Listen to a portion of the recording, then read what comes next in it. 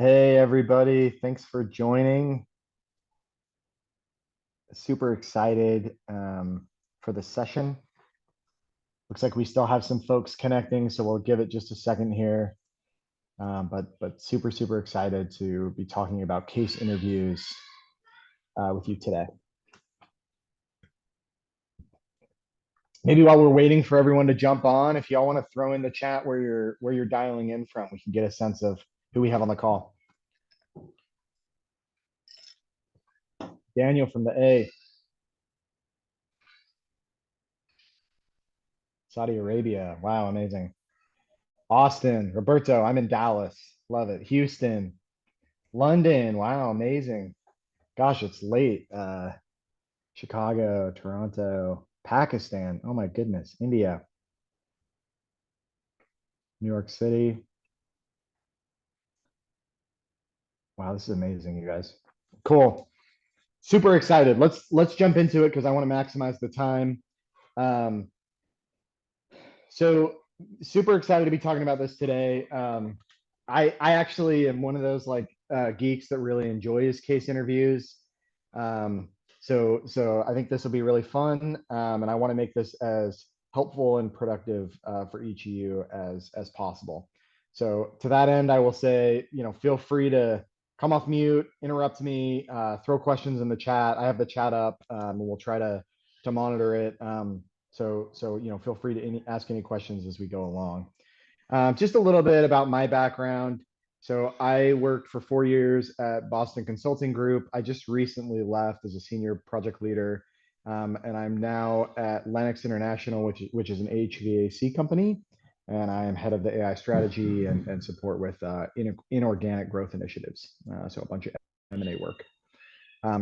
While I was at BCG, I primarily did transformation work and some operating model, org design, and talent enablement work.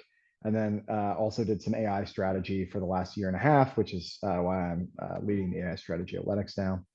But I was also super involved in recruiting. So I have, reviewed the applications and resumes and interviewed dozens of candidates in real BCG interviews.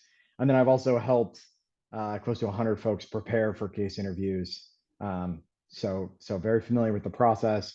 Got my MBA from Chicago Booth, and as I mentioned before, I now live in Dallas with my family. So, all right, let's dive into it.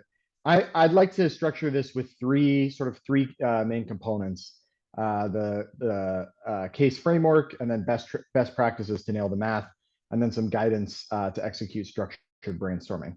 And the reason that I've structured it this way is because these are really the three core elements of getting a case right. And so, for anybody who's sort of new to casing, right, you will receive a prompt, like one famous case that's in a case book, I think for Wharton, is like, this zoo is looking to buy a panda. How would you think about how they should structure that problem? So that's the kind of prompt that you would be given. And then you're asked to take 90 seconds to build a framework, basically a roadmap for how you would solve that problem. And then typically there's a couple of follow-ups where they'll give you some math that you need to work through, ask you some questions, and you need to bring some structure to the answers to those questions, and then make a recommendation. Like, I think the zoo should buy the panda, or I think the zoo shouldn't buy the panda, based on the information that I have presented. And the point of this, right, is to structure the case interview like a regular consulting case, right, where BCG could get hired to help a zoo think through a decision about whether they should make an investment in a panda or a new facility, that would accompany the panda, and they would need to, maybe make some operational changes to accommodate the panda. So there's a lot that sort of goes into it. These types of decisions, organizations will hire consulting firms to help answer. So just to give you an example of maybe like a case that was like that happened at BCG that they've been, the firm has been public about, is during COVID-19, several cities, including the city of Chicago, hired us to help them optimize their ventilators across the city to try to sort of minimize, unintended deaths from COVID right after the outbreak, when it was really bad and their hospitals were overrun. So that's an example of like a type of case that BCG will run. And then maybe more on, the more typical ones would be, this is another one that BCG has been really open about. If any of you have used the Starbucks app, that was developed in partnership with BCG. So Starbucks hired BCG to help do a large digital transformation, sort of map the customer experience through the digital experience. And then we also helped them actually develop the app. Uh, um, uh, and then sort of handed it off to their tech team to support it. So it's those types of questions sort of stylized into a case interview. So let's dive in on the framework piece. Okay, so what is the framework? As I mentioned, it's a roadmap for solving the case. It needs to include your hypothesis of what you think sort of the answer is, and what questions you would need to get an answer to fully address the client's question. So, just to run with the panda one, right? If we're doing a panda investment for a zoo, what are the things you would need to know? Like, what are the, set of questions you would need to have answers to say, yes, I do, advise them to buy this panda, or no, I would advise them not to buy the panda, right? Why does a framework matter? Like, why is it a fundamental part of the case? I would say, like, the most important thing is it really can serve as your roadmap for the actual case. So if you have a good framework, like at the end of your case, you should be able to go back and see, did I address all the points that I originally laid out in my framework? And if the answer is yes, then it was a good framework. The case went a completely different direction, and they called out a bunch of stuff that you didn't have on your framework, then you probably didn't have a good grasp of like what was needed to solve the problem at the beginning of the case. So it can serve as a really good barometer for you. I would say the second thing, right, is this will actually be a good roadmap for you in the case, but also this muscle will be really important when you're actually doing the job as well. So as a senior consultant or junior project leader at BCG, one of my first jobs when I joined a case was to like build a roadmap. And so, okay, we've sold 6 weeks, and this is the statement of work, what we said we were going to complete. And now I'm going to build a framework that's going to say, we're going to look at this, and I think that's going to take a week or a week and a half. Then we're going to move on to this and answer this question. Then we'll have a steering committee and align with the leadership team, and then we'll do these other things and deliver the final product at this date. And so it's very similar to that, just in sort of a stylized format. So what makes a good framework? So here's a few things to call out that you can think of and really should think of for how to tell if you have a strong framework, right? So the first is it should directly tie to the case objective and the business model. So you need to understand, like, if how does the business make money? So just continuing with the zoo example, right? What's the value proposition to them? Are they going to charge extra, like a premium ticket to see the panda? Have they noticed a decrease in volume or attendees in the zoo, and they're thinking this would increase it? And if so, like, what are the assumptions around that? Like, how does the business make money? And then sort of what are we solving for, right? Are we solving for minimizing deaths from COVID-19? Are we solving for maximizing market share? Or are we solving for reversing a profit trend that's been trending downward, right? Understanding the problem is going to be fundamental to sort of like building the appropriate roadmap. All right, number 2, it has to be MECE. Some of you have probably heard of MECE. It stands for mutually exclusive and collectively exhaustive. So what does that mean? That means in the framework you want, when you're listing, like, first I want to look here, then I want to look here. You want those different areas to explore to be truly distinct from each other, if that makes sense. So like, for example, like a good example of a MECE structure with the panda, right, would be, I want to look at incremental revenue that a new panda could drive, and then I would want to look at costs that would be associated with it, right? Revenue and costs are very distinct. There's no overlap between them. A poor example would be to say, I want to look at the value that the panda would bring to the zoo and to the customers, and then I would also want to look at the incremental revenue. Those are not distinct, right? Because revenue is a component of the value. So you want to think of things that are truly distinct, areas to explore that are truly distinct. And then collectively exhaustive, right, means once you have your set of buckets, these are the questions you would need to answer to be able to make a recommendation. You wouldn't want to leave some giant piece out, some piece of the equation, right?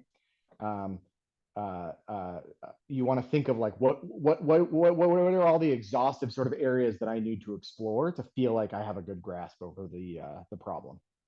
All right, another area that I see folks screw up all the time is actually they'll write a framework that doesn't actually address the question that's being asked. And I think the reason why this happens is because in case prompts, like when they're reading the case to you, they will often go through it really quickly. And so you start frantically writing down all the details, and then at the end they'll ask you a question, but you're still like writing all the previous details, and so you miss the question. And there oftentimes the question is like a bit nuanced. So maybe you got like 80% of it, but you missed a little of it, and that's not good enough. Your framework is going to be headed in the wrong direction, and they're going to feel like you don't have a grasp of the problem. And candidly, if you don't have a grasp of the problem, you're never going to be able to solve it. So I would really take the time, like when they start asking you the specific prompt, like stop, listen to what they're saying, and then your framework should be really focused on how to answer that question. You shouldn't be focused on what is the answer, but more like what are the areas I would need to explore to refine a hypothesis, get to a strong sort of data backed recommendation about what this person should do. Okay. This last point, you don't want to include information that is not needed to solve the case. This is a little bit about sort of a MECE structure, right? But oftentimes I'll see people just throw out things like risks or considerations, and those things in and of themselves aren't necessarily bad, but I would really try to try to focus the framework on only the content that's needed to solve the case. So what does good look like with a framework?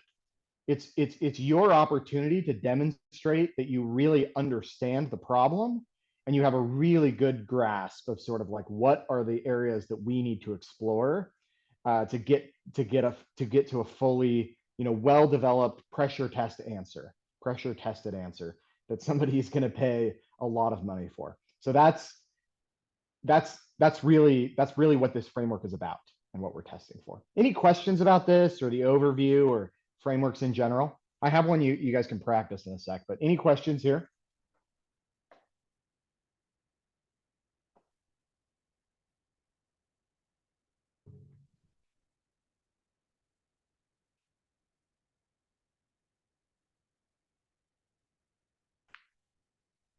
Definitely want this to be helpful to you all. So there's probably some folks with questions, like throw them in the chat. You can send them to me privately in the chat and I will read them out to the group and not say who wrote it. Like whatever questions you guys have, like throw it out. This is your chance. All clear. Love it. All right, let's move on. Can you further elaborate on MECE? Sure. Uh, so MECE is pretty important actually. So I would say, right, it's sort of two components of a structure, right? One is having ideas that are distinct, and the other is having the full collection of ideas be comprehensive to sort of solve the problem. So when you build a framework, when you say, like, if I say to understand whether they should buy the Panda, I would want to look at what value it would drive, what it would cost them, and what risks or considerations, if any, would there be to other animals or their operations. Like that would be an example of a MECE structure, right? So it's sort of three buckets that are distinct, and those are probably the three things you really need to think about to make a recommendation about whether they should buy the Panda, right? If you were the person who had to go spend the money, you were going to like pay $1 million for a Panda or however much a Panda costs. What questions would you ask if it was your own money, right? You'd probably think like there's a few things you would need to think through, and you want to have exclusive, like very distinct, sort of organized areas of like the topics that you would want to explore, and then you would want all those topics to be inclusive of everything you would need to know to make the decision. Does that help, Nor?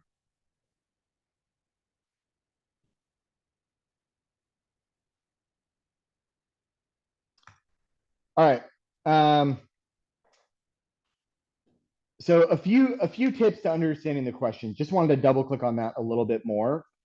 Uh, Strongly recommend actively listening. So as I mentioned before, like drop the pen. It's more important to understand the question than it is to understand the details that they're giving you before. And oftentimes they give you details that you actually don't need.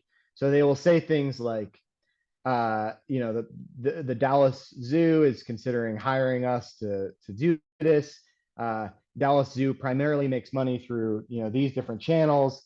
A lot of customers have not been buying umbrellas as much because the weather hasn't been as bad. Like all of they'll give you like a bunch of random facts that you don't need, right? The Dallas Zoo is famous for their flamingos or whatever, and then they sort of give you, and so you're like frantically writing flamingos, umbrellas, like all these things. Once they start giving you the question, you really need to start listening. Okay. So it's about identifying the problem, and it's about like actively sort of listening to that. If you missed it in that moment, confirm it with them. Like say, this is what I heard. Is there any component of it that I missed? Like it's way better to confirm it up front than think you're going to be able to wiggle your way into it later in the case, because they're gonna see right through it. The other thing is, oftentimes they will give you a question where you don't fully know, like you don't actually know what they're solving for, and at that moment, it's like helpful to confirm with them as much as is needed. So they may give you a question that says like, so let's do a different prompt and say like, um, this manufacturing business has been losing money and they're looking to reverse the trend. Okay. Well, what does that mean? You know, does that mean like they want to break even, or does that mean they're trying to get to 20% profit margins? And are they trying to do it in 6 months, or are they trying to do it in 5 years?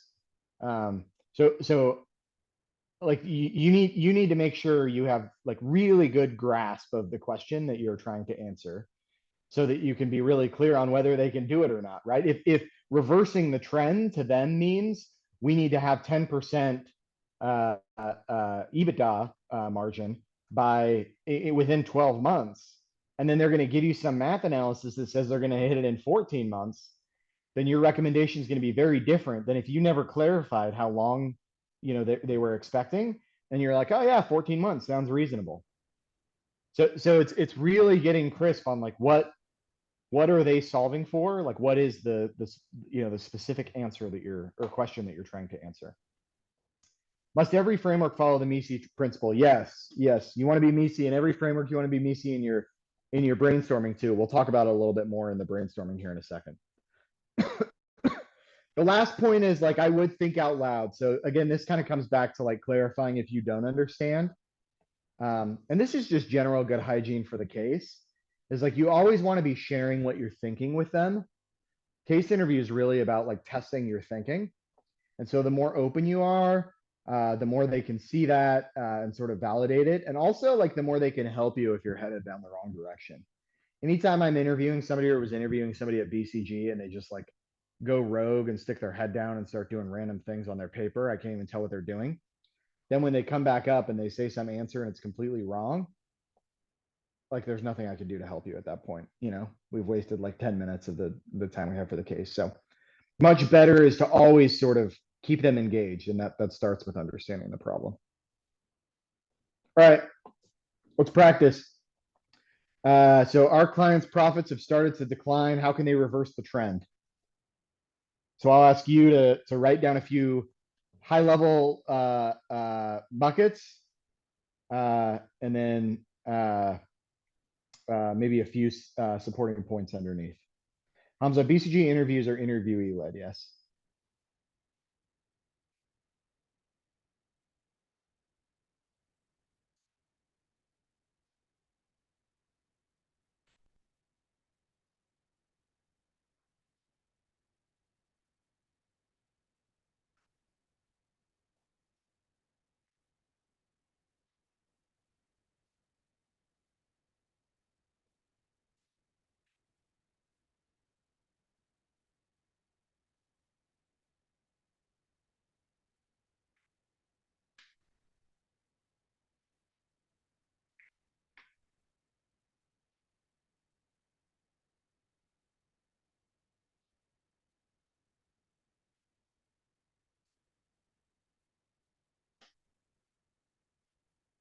So love the stuff that's coming in. How does the business make money? Revenue, I think, is good. Jack, cost, fixed, variable, what are they? I think is good.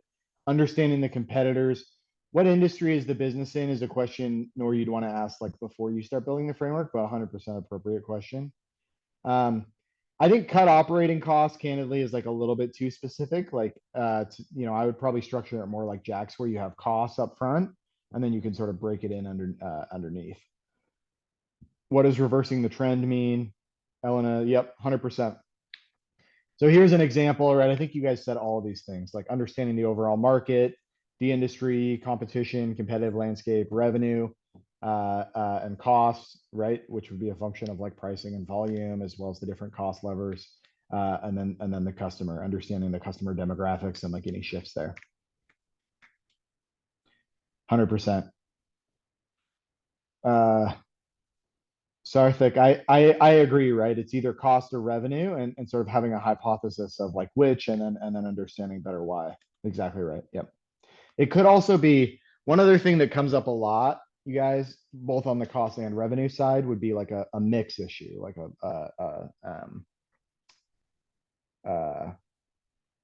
maybe like their mix of products has shifted to like lower margin products. So you could add that in your framework as like one hypothesis as well. All right. Any final questions on frameworks? Otherwise, we're going to jump to some case math.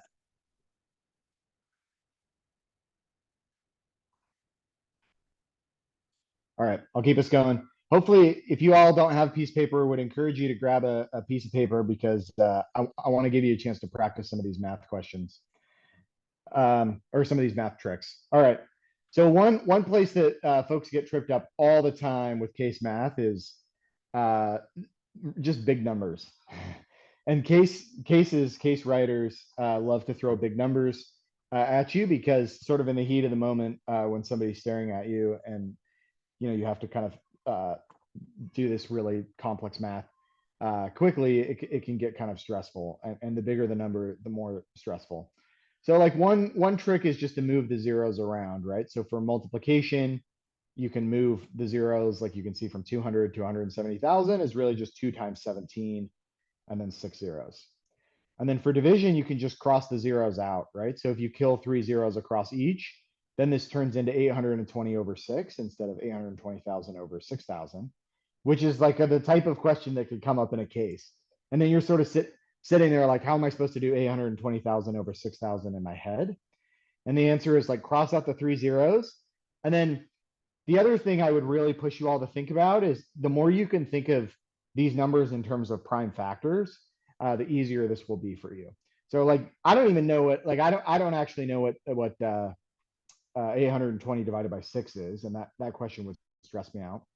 But I do know that six's prime factors are 2 and 3, and 820 divided by 2 is pretty straightforward, right? It would be 410, and then 410 divided by 3 I can do as well. So I can do 300 divided by 3 is 100, and then 100 divided by 3 is 33, and 10 divided by 3 is 3, right? So it'd be 136. So you can sort of break it into the prime factors to make it significantly easier. Okay. And then the last one, I guess we sort of, I guess I combined this with the first one, but you can sort of move the zeros around. You can also break them into component parts, whatever sort of makes the most sense for you. Nimra, your example, like 32 times 5, like one tip there, right, is to shift the 2. This is, again, like, prime factorization is everything here, you guys. If you can pull a 2 out of 32 and get 16 and move that 2 over to the other side, then that 5 becomes a 10. And 16 times 10 is like super easy to do, right? So like thinking about things in terms of prime factors is helpful. All right, getting some math questions here. What tips would you give when we're calculating 320 million times $5,000? We're going to talk about that in just a second, without the zero showing while making estimations. So I'll answer that in just a second, Nora. No calculators. It all needs to be done on the fly. How fast should we do the math? I would say accuracy is more important than speed.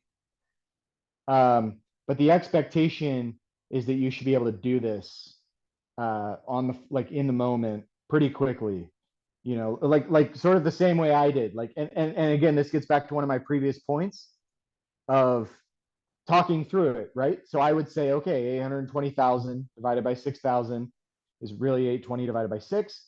And then I can factor 6 into 3 and 2. So it's 410 divided by 3. And that's a problem I can do in my head. So like you want to be talking through it like that. It is okay to use pen and paper. To practice the math, Leith, I would say Leland Plus has actually a ton of resources to help you practice the mental math. And I have a bunch of resources on there too, and different tools to help practice. Also, if you send me a message on LinkedIn or on Leland, I have some practice problems I'm happy to share with you too. All right, Daniel, I'm actually going to give you a division problem here to solve. So let's I'll pause for a sec. Why don't y'all hit these three real quick?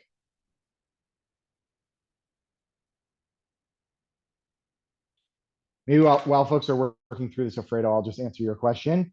The three areas that I'm talking about today are really the three areas that you can get just straight up like dinged from the case. So all three of the areas that I'm talking about today are like pretty much just like must-haves if you're going to pass a case. I would say like the math on a first round will be a little bit easier, but the expectation is like, I mean, you need to solve the math. Like in my BCG second round interview, the partner here in Dallas, she gave me like a sheet of paper, and I had to do multiple calculations across a bunch of different rows and columns, and like she was just like sort of watching me do it. And if you can't do that successfully, like you won't get an offer.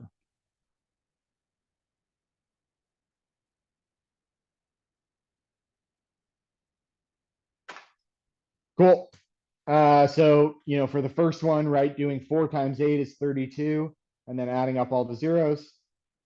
The second one, you can cross off the zero, so it's 120 divided by 4, which to me is 120 divided by 2, which is 60, and then divided by another 2 to get to 30.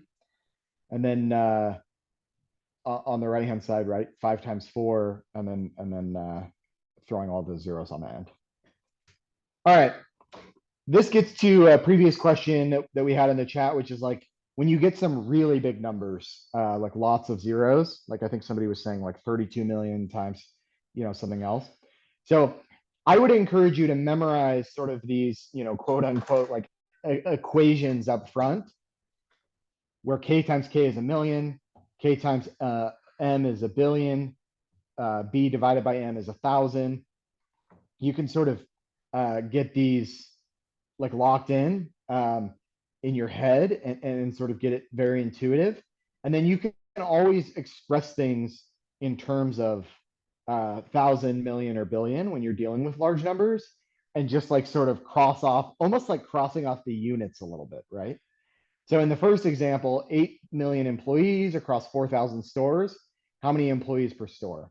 So this one can fairly easily be solved with one of the tactics I was talking about on the previous slide, where you knock off 3 of the zeros and then just do 8 divided by 4 is 2, and you have 3 zeros left, so 2,000.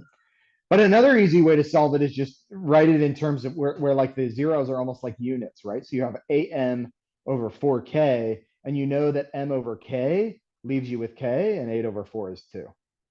Okay. And then the second example is kind of the same thing, right? Where you have 16,000, 2,500. The 2,500 you can actually express in terms of 2.5k, and then 2.5k times 16. The way I would do that is like 16 doubled is 32, plus half of 16 again, which is 8. 32 plus 8 is 40. And then I would just add m, because k times k is m.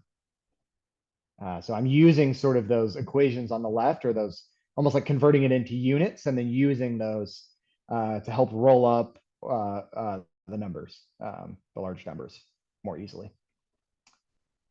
Questions here?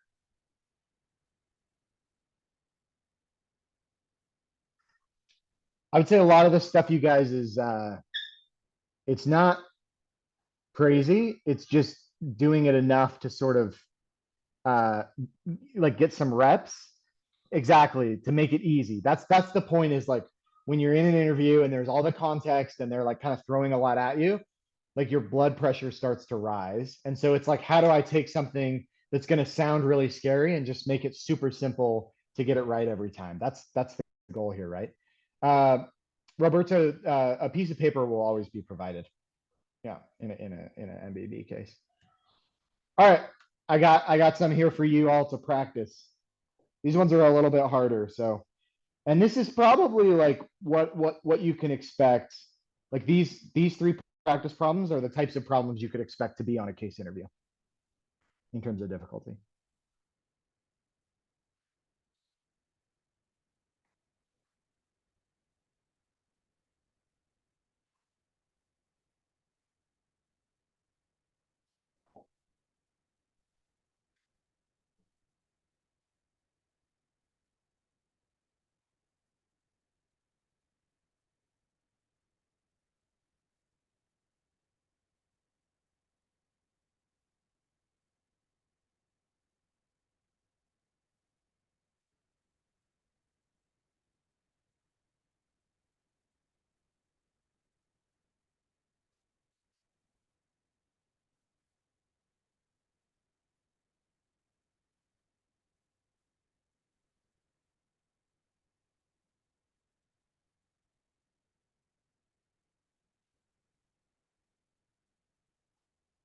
We'll give folks like just a couple more seconds here.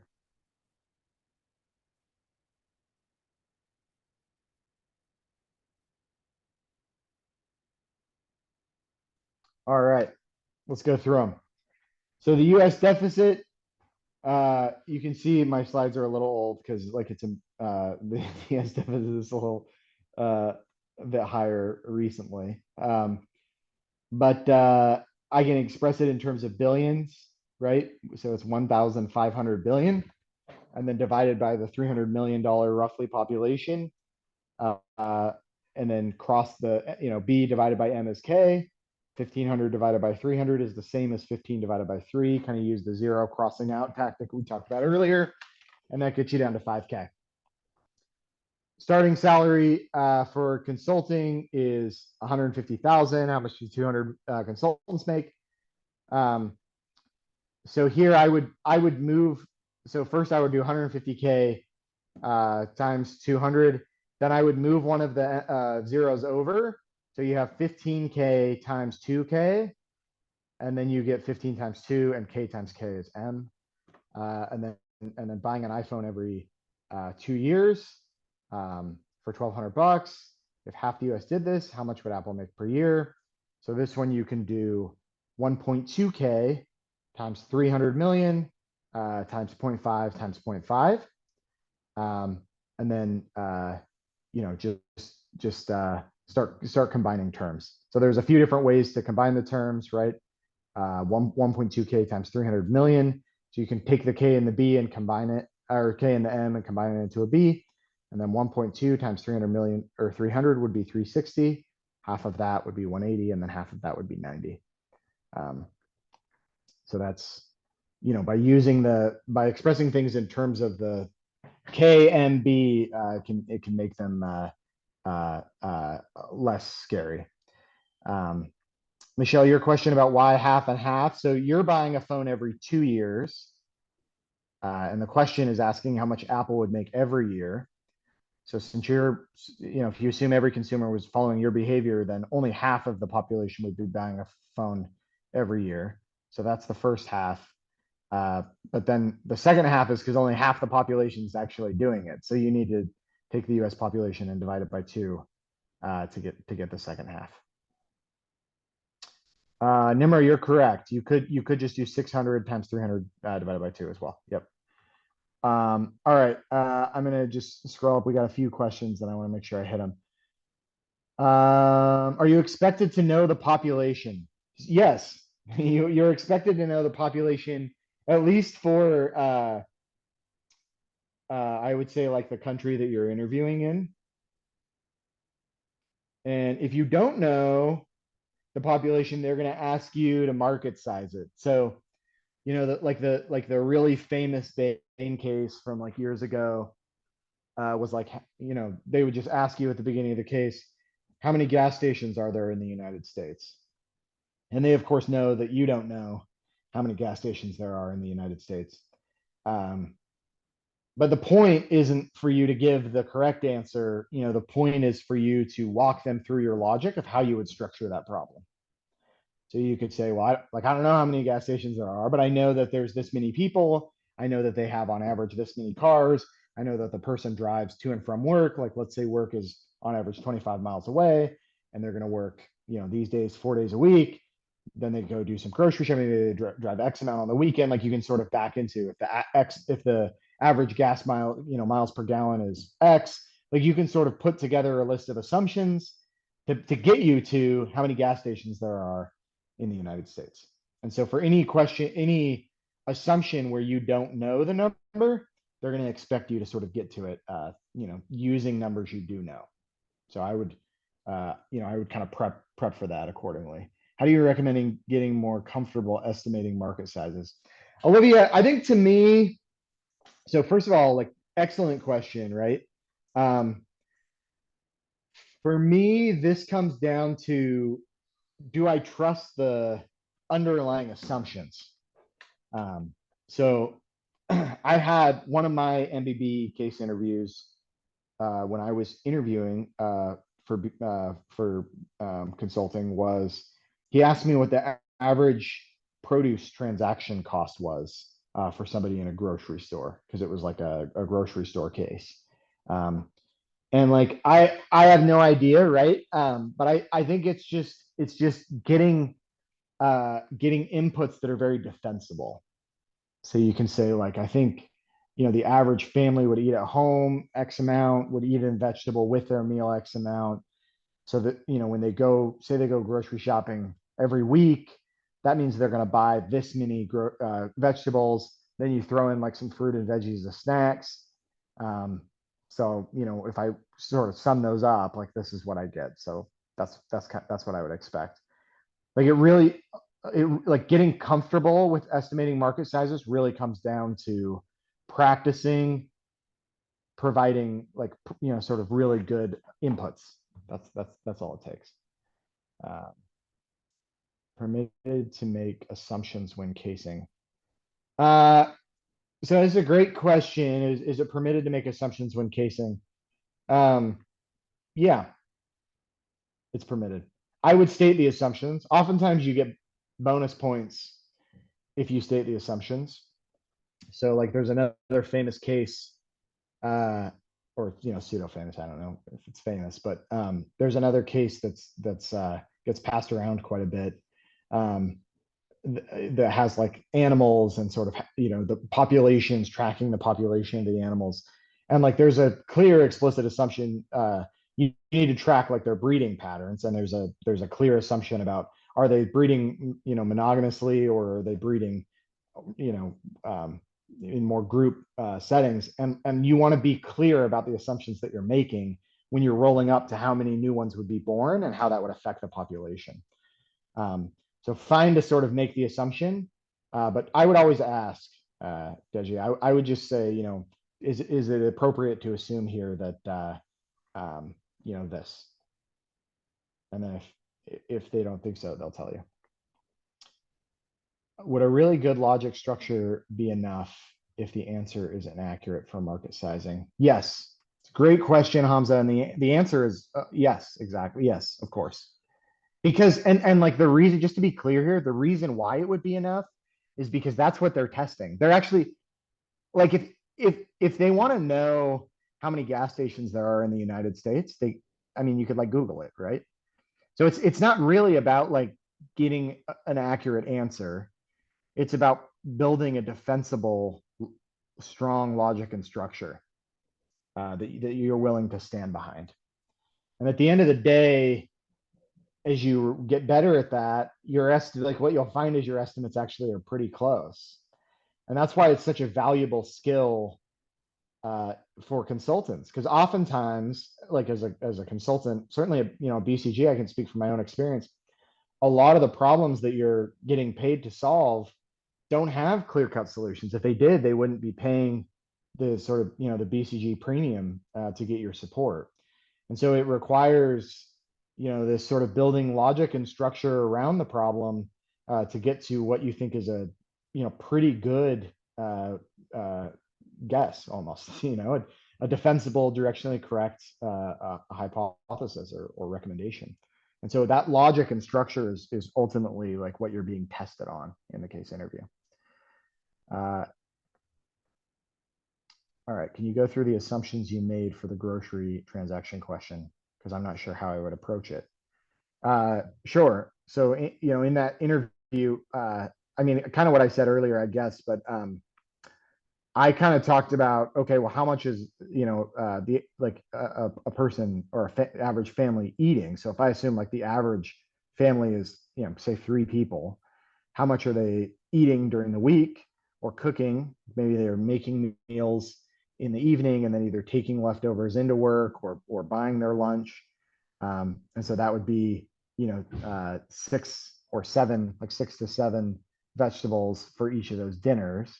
And then you could add in some fruit, and you could add in like a couple of like maybe carrots or celery or something for snacks during the week. And so then you could just price each of those. Like if you say, like a container of raspberry or of strawberries is $3-4, and then like you just start kind of pricing each of those and putting it together, you get, then you can sum it up, and it's probably something like $25-30 or something. Hopefully that helps. And again, like it's not really about the answer, right? It's about the assumptions and the structure to get there. What should I do if I don't have some background information like the population of America? Again, like you need to triangulate to something you do know. So I would say I don't know the population of the US, but I do know the population of Canada and Mexico. And I know the kind of relatively speaking, the size. Like, by the way, the population of the US is not 300 million, right? So it's like, again, like it's not like it's about sort of getting something that's close, right? And sort of using what you do know to get there. Okay.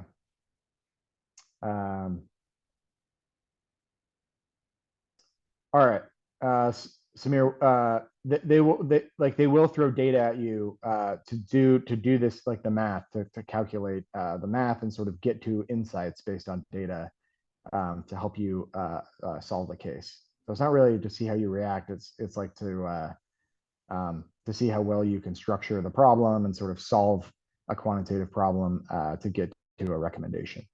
Okay. All right, let's move forward a little bit because I have some more content I want to make sure we get to. So multiplying, right, 32 times 20, you can do 32 times 10 twice, or you can do 32 times 2 and then add the 0. I always do, like if it's 8 times 12, I'll do 8 times 10 plus 8 times 2. 8 times 10 is 80, 8 times 2 is 16, and then sum them together. You can also do this trick. This one I struggle with a little bit, but I know it's been helpful for a lot of my clients. So I always include it and practice it with a lot of clients as well. If you use 22 times 19, you can always do 22 times 20 and then just subtract 122 out. So 22 times 20 is 440, and then you can subtract 20 to get to 420, and then 2 to get to 418. Dividing, like to me, dividing really comes down to 2 things. One is like, can we cross off zeros to make it more simple? And then how can we structure it with prime factors? So again, like 2000 divided by 5, right, is a lot more straightforward than 2000 divided by 15. And then once you have 400 divided by 5, again, I just break it into 100 divided by 5 and 3, or sorry, divided by 3, 300 divided by 3 and 100 divided by 3, and then just sum them together. And then same with the other 2. I'm going to move forward just because we're getting a little time on time. All right, any other questions about the math? And then we'll jump into the case structuring. We have a few minutes left here. Should you always be confident in your assumptions, or if you're not 100% sure, portray that doubt? Hank, I think it's about getting assumptions that you can be confident with. So you want to make assumptions that you feel comfortable defending. And then you should share it with confidence. Hopefully that helps. Any other questions about the math?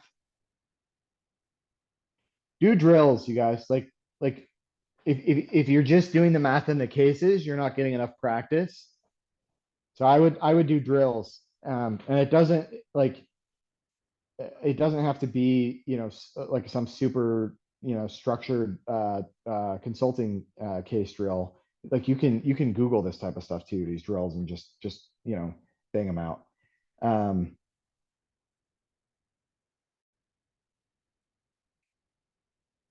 you should also be able to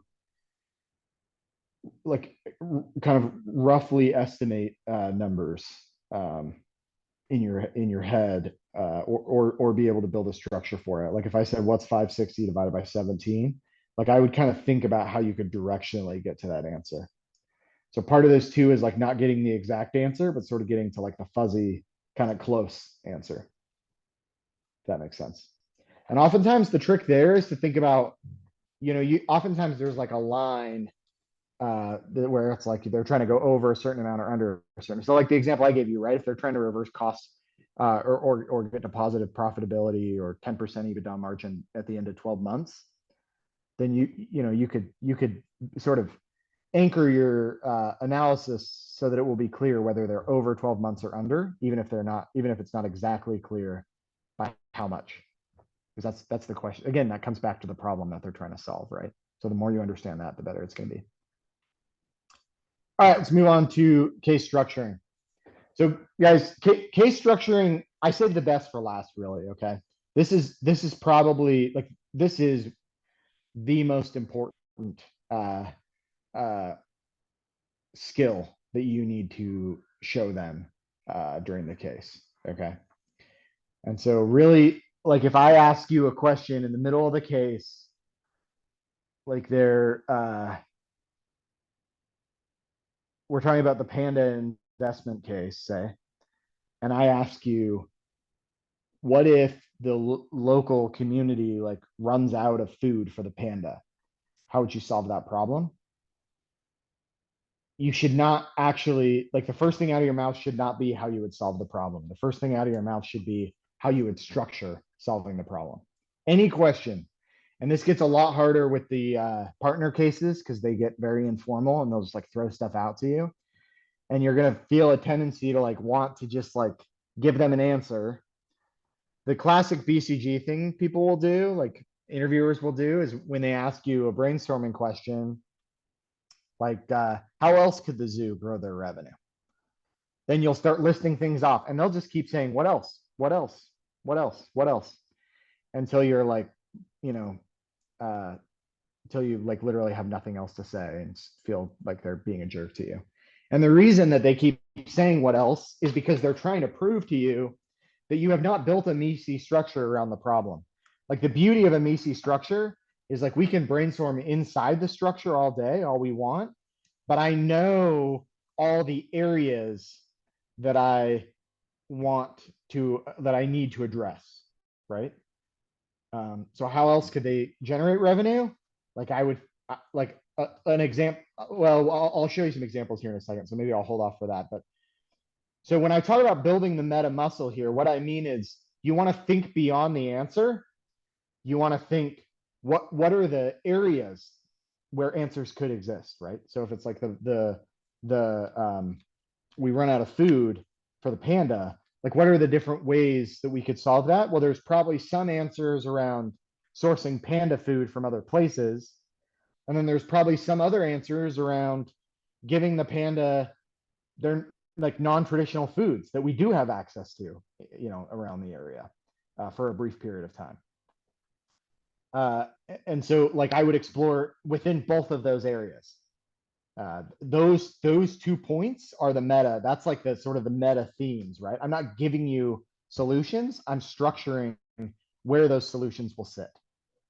And that's ultimately, anytime they ask you a question, that's what they're testing. So this is where folks get tripped up because they think that to be a good caser, you need to have really creative ideas. And that's not true, right?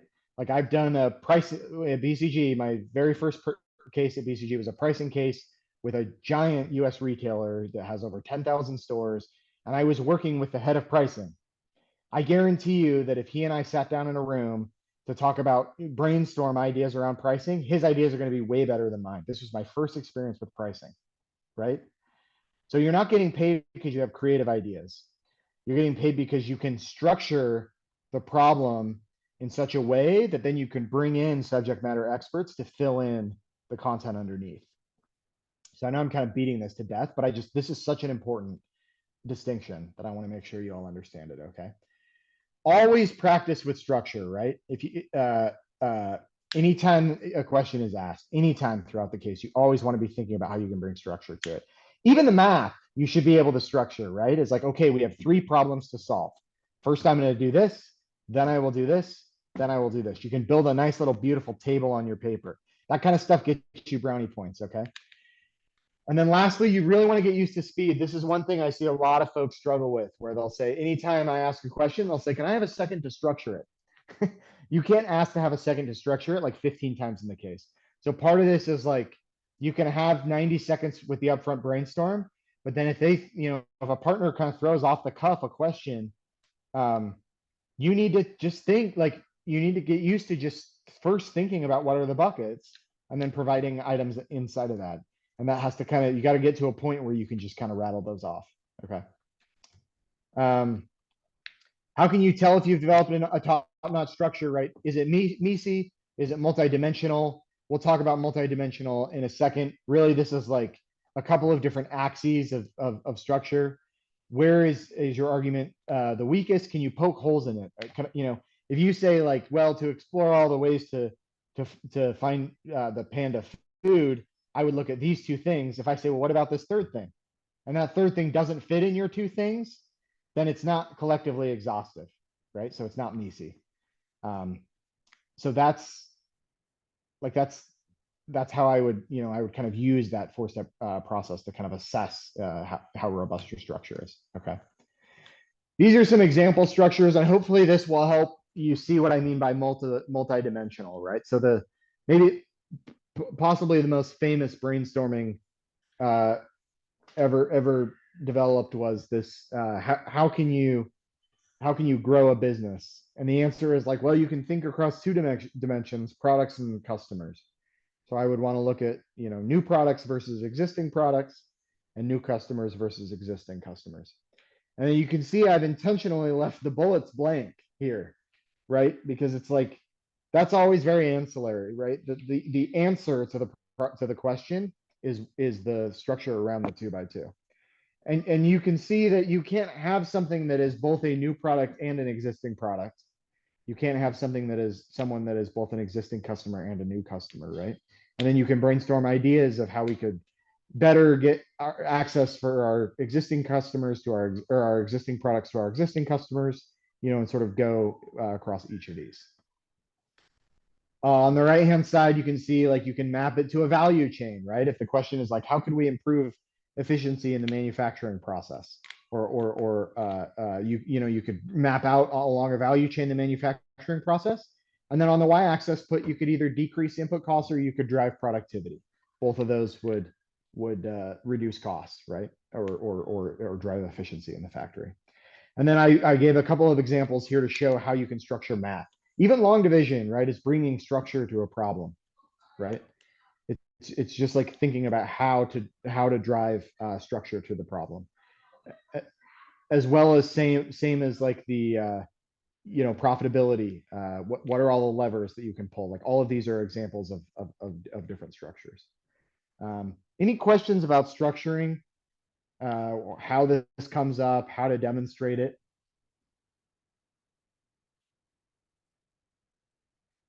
Maybe are you all just sick of me talking about it? I know I have been talked about it here for a bit, but I will tell you it is very, very, very important, and something that I think a lot of folks who are spending a lot of time casing are not actually getting better at.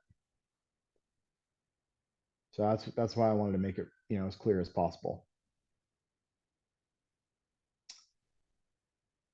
Where's a good place to get examples from for structures?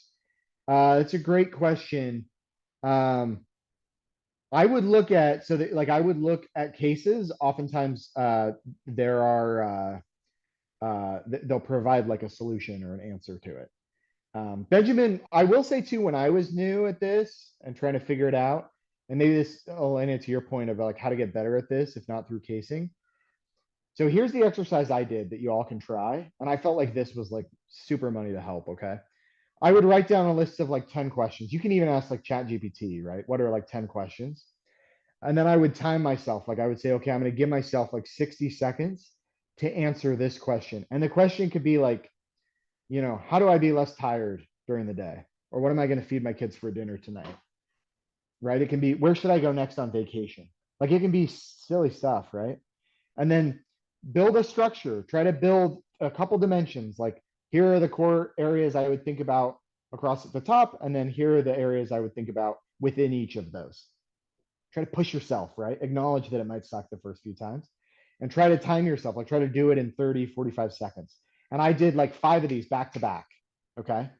And then after I would shut off the timer and go back and say, okay, now I'm going to go and evaluate the quality of the content now that the clock is off and say, like, how could I have been more MECE? How could I have been more insightful in developing the structure?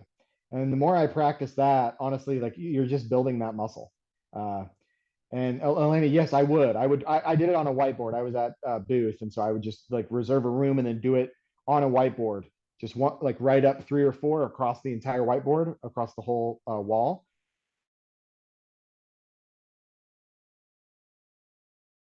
Do all of them and try to make them better now that I had time to really think.